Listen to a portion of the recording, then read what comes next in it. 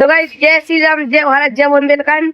तो अबे बज रही है शाम के 7 बजे। लकी भैया आज इतनी देर तक रहते, तो लकी भैया कब आते आज इतनी देर तक रुके आप? अरे यार आज दिन में थोड़ी क्या है कि धन तो कम है तो अच्छा तो अबे बस 10 ही मिनट को बचू माल।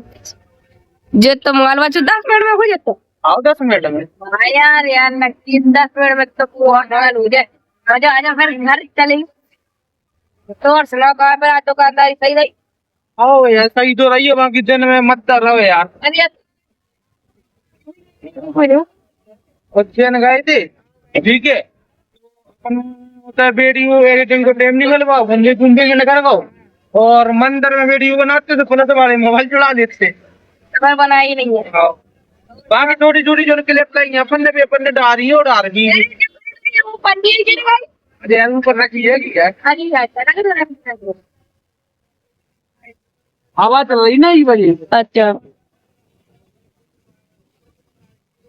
लकी भैया रख रहे थे जब पन्नी भैया रख रहे अब तो ना कहते वहाँ हाँ हाँ ये बिल्कुल भी वाले भैया का भैया सही चल रही तो राम जी भैया जी। हाँ दुकानदारी तो वही सही चल रही। हाँ देखी चल रही तो भैया राम राम, जय भारत, जय बुंदेलखंड।